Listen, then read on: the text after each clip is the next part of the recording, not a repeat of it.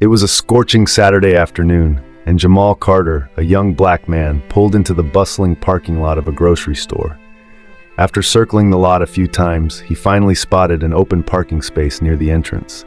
Feeling relieved, he parked his car and stepped out.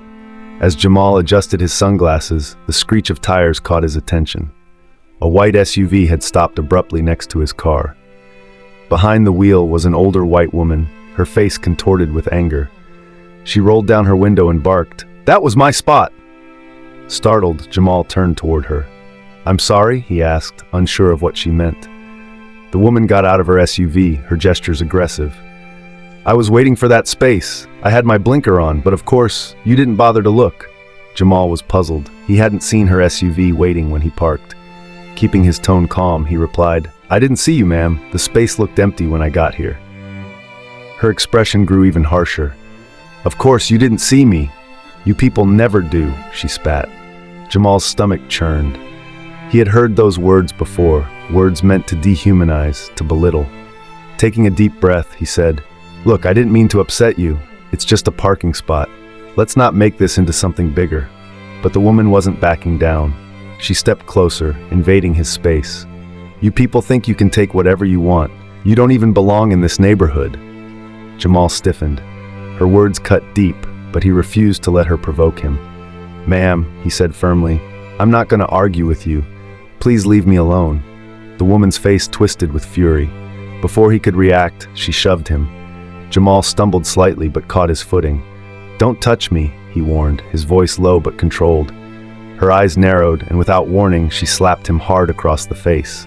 The sound echoed through the parking lot, drawing the attention of nearby shoppers. Jamal's face burned, not just from the slap, but from the humiliation. He paused, weighing his options. Then, with measured restraint, he raised his hand and returned the slap. The woman gasped, clutching her cheek. "You hit me?" she screamed. "You animal! You're going to regret this." Jamal stood his ground. "You hit me first," he said, his voice steady. The woman turned to the gathering crowd, shouting, "He assaulted me!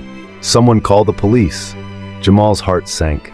He had seen situations like this spiral out of control before, but he refused to let her distort the truth. As she stormed back to her SUV, Jamal thought it was over. But when he returned to his car after finishing his shopping, he found deep scratches running along the side of his vehicle. His heart sank further when he saw her standing nearby, smirking.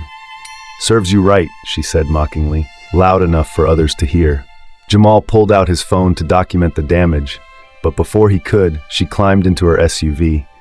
With a sudden roar of the engine, she backed into his car, crushing his front bumper.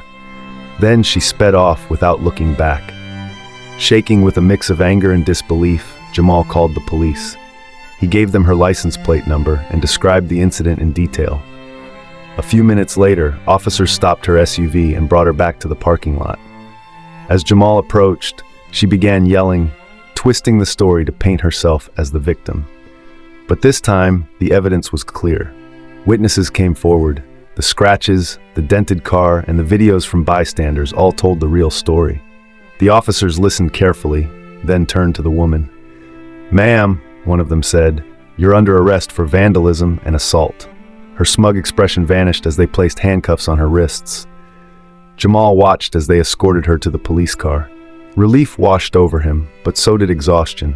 This wasn't the first time he had faced racism, and he knew it wouldn't be the last. But today, he had stood his ground and refused to let hatred win. Why we must say no to racism. This story isn't just about a parking spot or a confrontation. It's about the deep-rooted prejudice that still exists in our society. Racism isn't always overt, but its effects are insidious and damaging. It's not enough to simply ignore it or hope it goes away.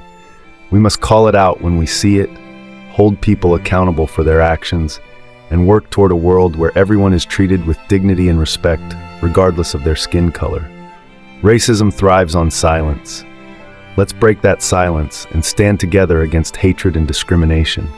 Because until we do, stories like Jamal's will continue to happen, and that's a world none of us should accept. Say no to racism. Say yes to equality. Thanks for watching. Please don't forget to like and subscribe for more interesting stories.